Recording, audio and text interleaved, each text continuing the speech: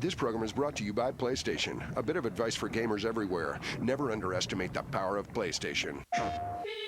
Coming this fall, the most anticipated action-adventure of the year.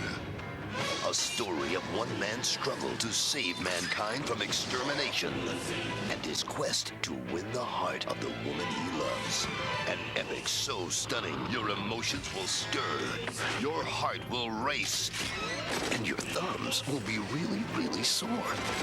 Final Fantasy VIII coming to a home theater near you. PlayStation.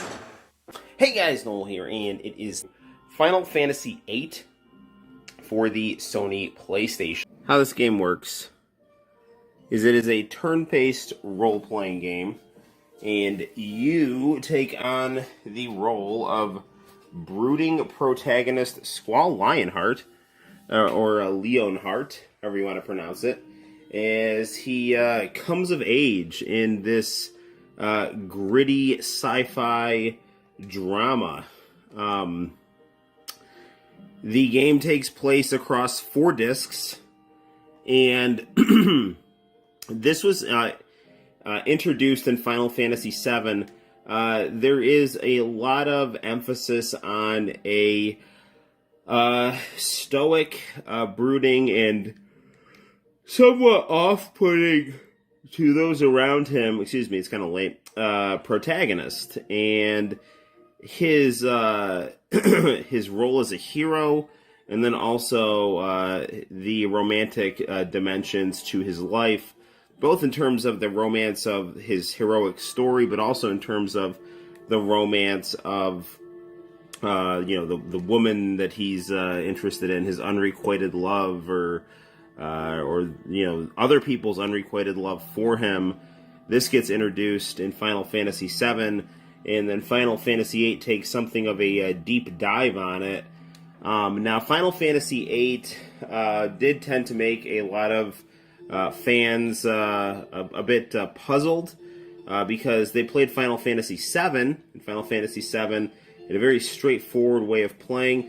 For people like myself who grew up, not really playing many role-playing games before Final Fantasy VII, Final Fantasy VII was the standard role-playing game, and it was a standard turn-based affair. With Final Fantasy VIII, you still had your standard turn-based action. However, you ended up getting something that was known as the junction system, which required you to methodically and patiently grind your way through fights, drawing 100 spells of magic from your opponent. You literally kind of suck the spell spirit out of the monster. So you find a draw point here, and then you kind of decide who you want to allocate these spells to. And these spells not only let you use different spells in battle, but they also let you allocate an increasing number of spells to certain statistics, which makes you stronger. The story in this game I actually think is quite good. There's a lot of fan theories about, is Squall dead after the first disc? Is Rinoa the final boss of the game in an alternate dimension? None of these things are substantiated, but the story is captivating enough to really make a lot of people interested in exploring these possibilities, and quite frankly, the story is interesting enough to make people interested in exploring those possibilities. So, a lot of these Japanese RPGs from the late 90s had very grand, and I mean convoluted in a good way, kind of convoluted, highly detailed stories that were very well written, but then also left a lot up to the speculative imagination of the viewer, and that really led to people really, really enjoying these games, myself included. So what you're seeing right now is a sample of a fight, just kind of a typical monster battle, as we are headed to try to get Ifrit to join us. Now, the cinematic nature of Final Fantasy VII really blew a lot of people away, notably with the summon attacks. So Final Fantasy VIII really expands upon that. Some people tend not to like that. I really, really enjoy the massive spectacle-based summons. So sometimes summon attacks can take up to, upwards of 30 seconds just for the whole cinematography to take place. And I really enjoy it, quite frankly, but other people don't. So to each their own. In this game, the pre-rendered backgrounds are very strong and complement the polygonal character sprites quite well, in my opinion.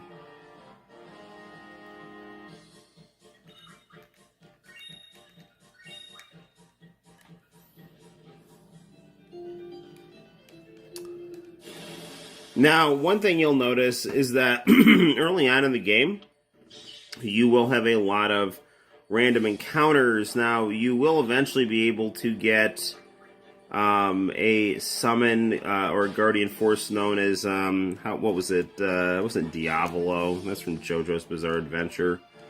Something like Diabolic or something like that.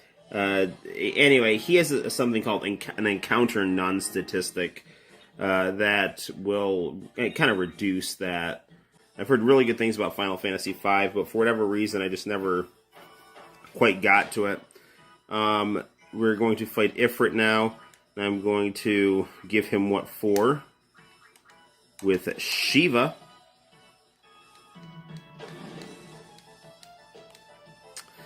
Many critics have raved about this game's soundtrack, and they are right to do so. This game has an amazing soundtrack and amazing graphics. Now, there is a kind of a time travel theme in this game. Nowhere nearly as much as a game like Chrono Trigger, but there are definitely different time periods that you play through. And one of my favorite songs comes from the time when you play as the character Laguna. It's called Man with a Machine Gun. Laguna is, and this is going to be spoiler territory. Well, I find I won't spoil it. He is linked to the protagonist of this game, Squall, and I am not going to tell you how. So just be aware. Here's Shiva. Very, very beautiful. This was made at a time when the male gaze was something to be invited in video games, and people just enjoyed themselves. Obviously, Shiva being an ice-based, guardian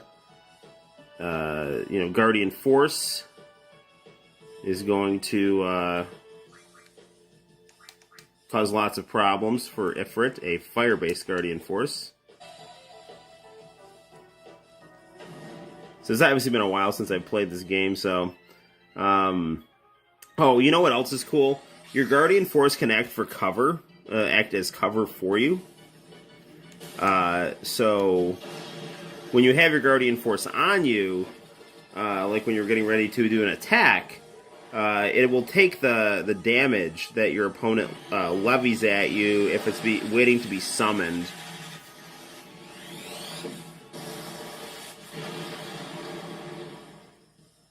See, he's got to be ready to go down. We're hammering him pretty good. For me to lose to a human, very well, I will join you. Alright, we got Ifrit. We made a friend. So, there's Final Fantasy VIII, guys. A fantastic game for the original PlayStation. Highly recommended by yours truly. Like and subscribe. Bye-bye. ついに本日発売